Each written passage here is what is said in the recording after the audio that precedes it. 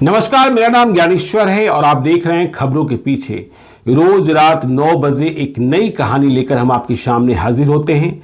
अपराध की दुनिया की कई कही अनकही कहानियों में से एक कहानी हम आपके साथ साझा करते हैं। तो देखिए, खबरों के पीछे में हम पिछले एपिसोड से कहानी सुना रहे हैं योगी सिंह की, बरहिया की योगी सिंह की। वो बरहिया जिसे बाहुबलियों की खान कहा जाता है, वो बरहिया जिसे यूनिवर्सिटी ऑफ अंडरवर्ल्ड कहा जाता है।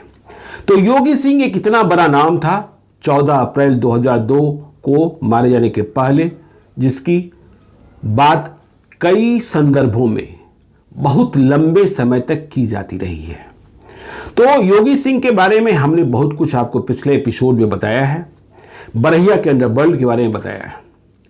तो हम किसी फ्लैशबैक में नहीं जाएंगे, बस इतना कहकर कहानी को आगे शुरू करते हैं कि योगी सिंह की परवरिश जन्म के बाद जमुई में हुई थी और वह फिर से बरहिया वापस आ गया था।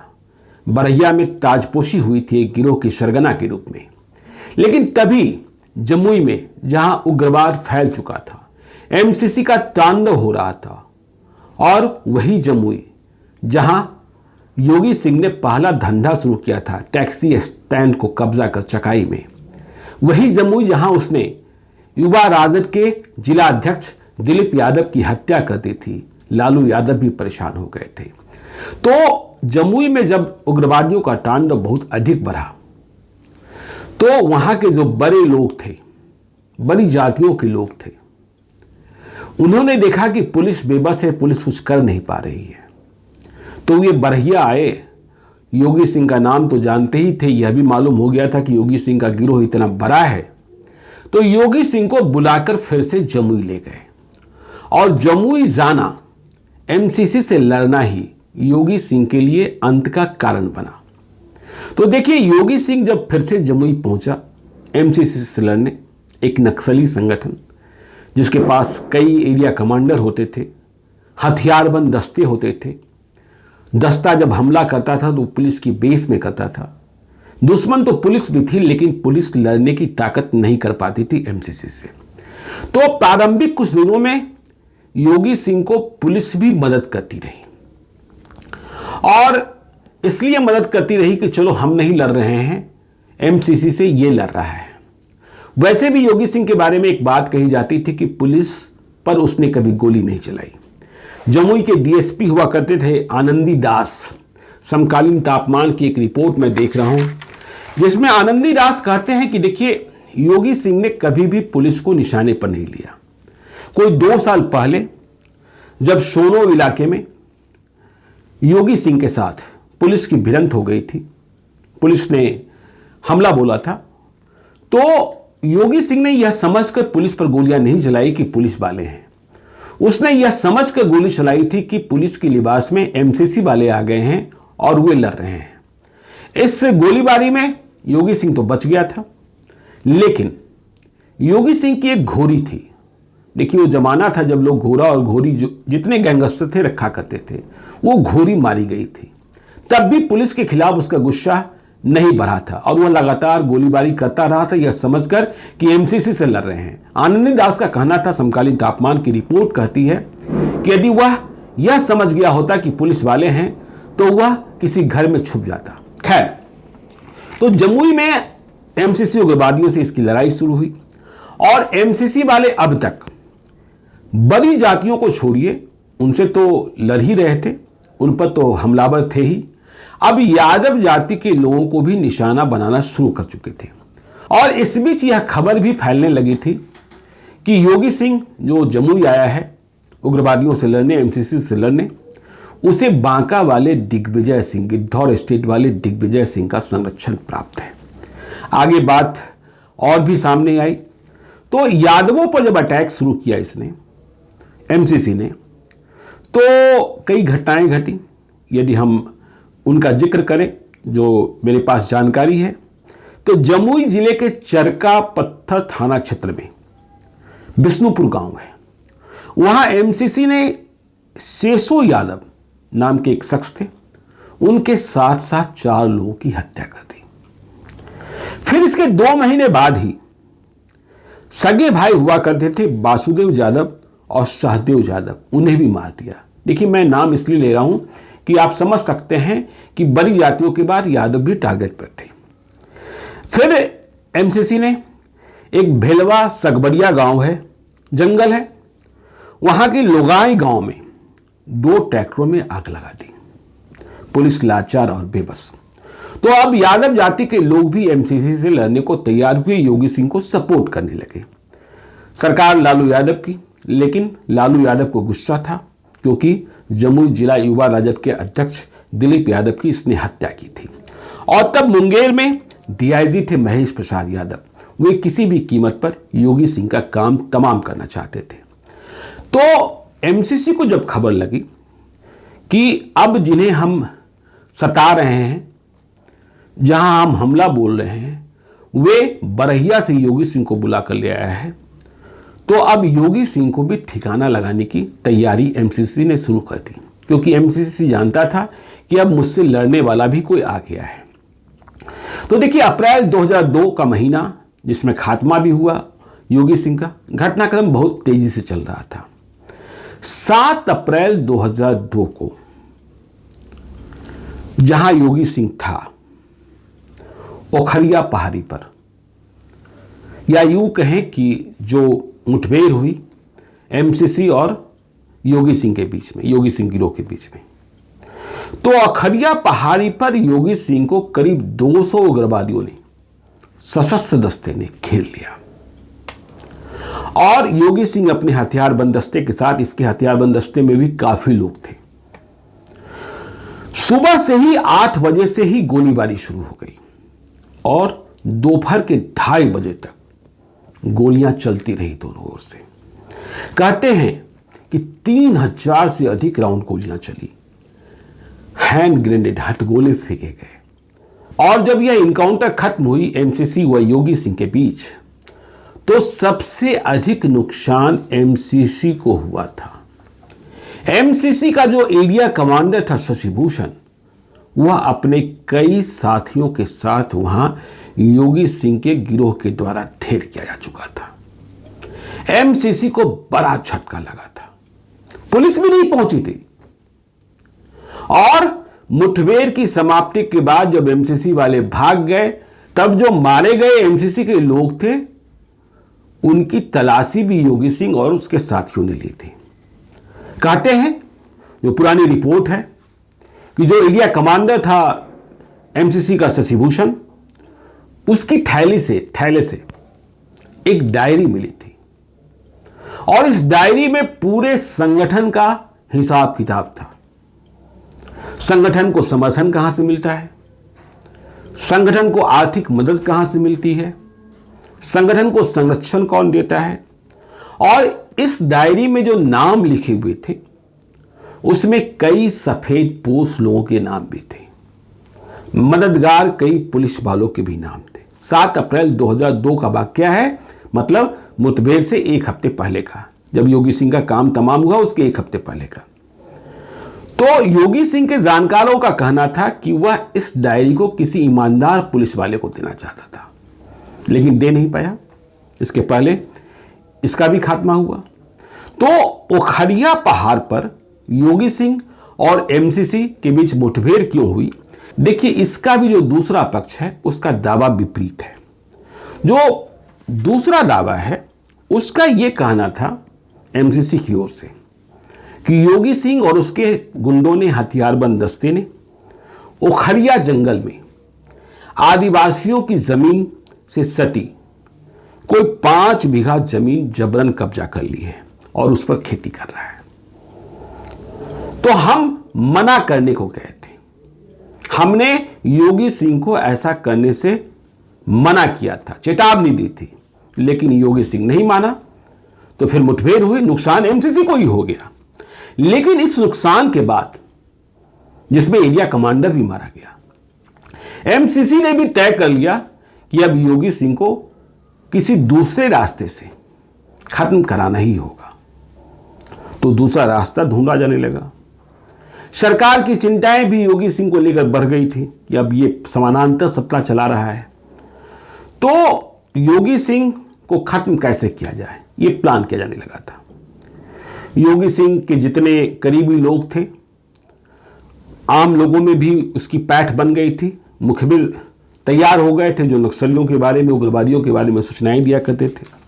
मैं समकालीन तापमान की एक रिपोर्ट में यह भी देख रहा हूं कि दिग्विजय सिंह बहुत गुस्सा हुए थे योगी सिंह की मौत के बाद, क्योंकि पुलिस की कार्रवाई के दरमियान कई ऐसे लोगों को पकड़ लिया गया था जो जान पहचान रखता था सिर्फ योगी सिंह से। दिग्विजय सिंह का मानना था कि निर्दोष लोगों की गिरफ्तारियां हो रही हैं। उनके प्रतिनिधि और मुखिया रमाकांत सिंह और उनके परिवार के सदस्यों को गिरफ्तार कर लिया गया था। ये कलमजीवी भी थे, श्रमजीवी पत्रकार यूनियन के डिस्ट्रिक्ट प्रेसिडेंट भी थे, और दिग्विजय सिंह का आरोप था कि प्रशासन की करतूतों को उजागर करने के लिए ही योगी सिंह के बहाने रमाकांत सिंह को गिरफ्तार किया गया है। खैर, तो देखिए अब इनकाउंटर की तारीख आती है 14 अप्रैल 2002। तो 14 अप्रैल 2002 को गंगरा गांव में, जमुई के गंगरा गांव में योगी सिंह अपने दस्ते के साथ था। अब वहां क्यों था, इस पर भी अलग अलग राय है। जैसा मैंने बताया कि एक डीएसपी आनंदी दास का कहना था कि योगी सिंह कभी पुलिस वालों के खिलाफ नहीं हुआ, लेकिन अब पुलिस के भीतर ही कई लोग ऐसे थे जो योगी सिंह को खत्म करना चाहते थे। तो जो कहानी बताई गई, जो पृष्ठभूमि बताई गई, योगी सिंह के गंगरा गांव में जमे होने के बारे में जो जानकारियां सामने आई, तो कहा यह गया, हालांकि पुलिस ने तो यह कहा कि उसने अचानक दबिश दी थी एक गुप्त सूचना पर, लेकिन चर्चा इस बात की रही कि एक पुलिस वाले ने ही, जो अपने को योगी सिंह का हमदर्द मानता था, हमदर्द बताता भी था, वह पुलिस के बड़े पदाधिकारियों की सीक्रेट मीटिंग में जो फैसला हुआ उसका अनुपालन करने को तैयार हो गया था। तो योगी सिंह की दुश्मनी एमसीसी से, तो योगी सिंह को यह खबर भिजवाई गई कि देखो गंगरा गांव में एमसीसी वाले तुम पर चढ़ाई करेंगे और तुम्हें तैयार रहना है।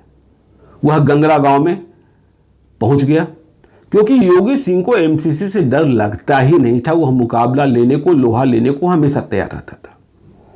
तो कहा यह जाता है कि जब सूचना मिली तो 13 अप्रैल 2002 की रात योगी सिंह ने और बड़ी तैयारी कर ली थी।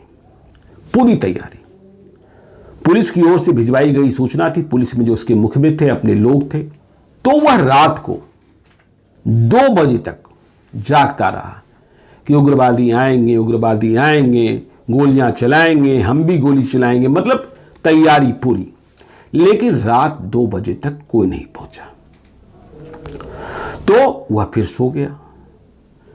सुबह में फिर से तैयारी शुरू हो गई, क्योंकि उसने पहले देख रखा था कि उग्रवादी रात में चढ़ाई नहीं कर दिन में भी चढ़ाई कर रहे हैं, जो पिछली मुठभेड़ हुई थी जिसमें एरिया कमांडर मारा गया था योगी सिंह के गिरोह के द्वारा। तो सुबह सुबह अचानक उस गंगरा गांव को घेर लिया गया और ताबड़तोड़ गोलियां चलने लगी, एलएमजी से, AK-47 से, AK-56 से, और सैकड़ों पुलिस वाले।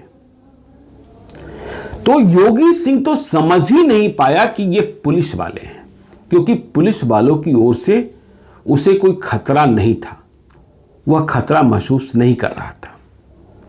तो उसने भी काउंटर फायरिंग की और फायरिंग होती रही। वह यह समझकर गोलियां चलाता रहा कि पुलिस वाले नहीं, उग्रवादी हैं। तो कई घंटे तक गोलीबारी हुई दोनों ओर से, और जब गोलीबारी खत्म हुई तो एक हाफ कंस्ट्रक्टेड बिल्डिंग में, अर्धनिर्मित मकान में 2 लाशें मिली, और पुलिस वाले यह देखकर चौंक गए कि जो मारा गया है उसमें योगी सिंह भी है, टाइगर सेना का गिरोह सरगना। तब इस कॉम्बिंग ऑपरेशन को या इस इनकाउंटर को कह लीजिए एक दूसरे डीएसपी मिथिलेश कुमार लीड कर रहे थे। तो योगी सिंह की कहानी खत्म हो चुकी थी। योगी सिंह के साथ दूसरा जो साथी मारा गया वो अनुज सिंह था। भोला सिंह घायल हुआ था। हालांकि कई चश्मदीदों का यह कहना था, यह बातें तब रपट में आई भी, रिपोर्ट में आई भी, मीडिया रिपोर्ट्स में, कि योगी सिंह को बाद में सरेंडर कराने के बाद मार दिया गया था। खैर, ये कहानियां हर इनकाउंटर में चलती रहती है। तो इस तरीके से योगी सिंह खत्म हो गया। एसपी थे जमुई के तब बसीरुद्दीन अहमद। जब ये आरोप लगा कि योगी सिंह को पहले पुलिस वाले ही संरक्षण देते रहे हैं, तो वे बिफर गए। उनका कहना था कि यह बिल्कुल गलत बात है। लेकिन जमुई के लोग जानते थे कि योगी सिंह को जमुई में इतना बसाने में और उग्रवादियों से मुकाबला लेने को प्रेरित करने में पुलिस वालों का भी हाथ रहा है। तो योगी सिंह अब मारा जा चुका था। योगी सिंह की लाश जब घर पहुंची, जब खबर बरहिया पहुंची, तो आप समझ सकते हैं किस तरीके का हाहाकार मचा होगा। लेकिन सच ये था कि बरहिया यूनिवर्सिटी ऑफ अंडरवर्ल्ड का एक बड़ा नाम योगी सिंह इनकाउंटर में ढेर किया जा चुका था। जो योगी सिंह से आक्रांत थे, एमसीसी वालों ने जश्न मनाया था कि हमने अपना बदला पुलिस के द्वारा ही ले लिया। मतलब जो काम हमें करना था वह काम पुलिस वालों ने कर दिया। और जो डीआईजी थे उसमें मुंगेर के, वे और ही ज़्यादा प्रसन्न थे, क्योंकि राज्य सरकार ने उन्हें टास्क दे रखा था महेश प्रसाद यादव को कि आपको किसी भी कीमत पर योगी सिंह का काम तमाम करना है। तो योगी सिंह का काम तमाम हो गया। और योगी सिंह की पत्नी का बयान मैं देखता हूं, नाम कामनी देवी। कामनी देवी अपने पति के शव से लिपटती हुई रो रही थी और कह रही थी कि मेरे पति चाहे लोग जितना बदनाम कर दें, वो अन्याय के खिलाफ लड़ रहे थे। अब एमसीसी का अन्याय और न्याय, इसे परिभाषित तो अभी हम नहीं करेंगे। एमसीसी ने भी कितना कह धाया, कितनी हत्याएं की, आप सबको पता है। तो कामनी देवी योगी सिंह की पत्नी विधवा हो चुकी थी। उनका कहना था कि मेरे जीवन का एक ही लक्ष्य रह गया है, दिवंगत पति के अधूरे कामों को पूरा करना। तो ये योगी सिंह की कहानी, योगी सिंह की कहानी ही सिर्फ बरहिया में नहीं है, बहुत सारी कहानियां हैं। योगी सिंह की मौत से दिग्विजय सिंह सांसद रहे, बांका के, बिहार के बड़े नेता रहे हैं, वे भी परेशान हुए थे, क्योंकि उन्हें जमुई की जो ज़मीनी सच्चाई थी, जमुई में उग्रवादियों का जो तूफान था, उसके बारे में पता था। बहरहाल हम इस कहानी को यहीं ख़त्म करते हैं। आप देखते रहिएगा खबरों के पीछे को। यदि अब तक आपने हमारे YouTube चैनल खबरों के पीछे को सब्सक्राइब नहीं किया है तो ज़रूर कर लीजिएगा। और यदि इस वीडियो को आप फेसबुक पेज के माध्यम से देख रहे हैं तो पेज को लाइक कीजिएगा। बरहिया की कुछ और कहानियाँ, बाहुबलियों की खान बरहिया कहानियाँ लेकर हम जल्द आने वाले हैं। टिक्कर सिंह की कहानी भी सुनाएंगे, खिक्कर सिंह की कहानी भी सुनाएंगे, देवन सिंह की कहानी भी सुनाएंगे। बहुत सारी कहानियाँ हैं। और 1990 से 2005 के बीच क्या क्या हुआ है बरहिया में, 1990 से पहले भी क्या क्या हुआ है आपको पता है। बरहिया से करीब सुजगढ़ा, अधिक यादव, कैलू यादव, तमाम अधिक यादव और कैलू यादव की कहानियाँ तो हम सुना चुके हैं। तो आप देखते रहिए खबरों के पीछे को। और चलते चलते एक और अनुरोध, यदि आप मुझसे कोई कहानी सुनना चाहते हैं, मुझे कोई कहानी बताना चाहते हैं, कोई भूल सुधार चाहते हैं, तो आप हमें gyaneshwarlive@gmail.com पर मेल कर सकते हैं। अपना नंबर भी लिखकर भेजिए, जरूरत होने पर हम आपसे संपर्क करेंगे। मुझे कोई कहानी बताने को कह रहे हैं तो उस घटना के बारे में यदि आपको तारीख और साल का ज्ञान है, पता है, तो आप हमें ज़रूर बताएं। मुझे उस कहानी को तलाशने में आसानी होगी। मैं अपनी रिसर्च टीम को भी कहूँगा। तो आज की कहानी को हम यहीं ख़त्म करते हैं। मिलते हैं कल रात 9 बजे एक नई कहानी के साथ। बहुत बहुत धन्यवाद।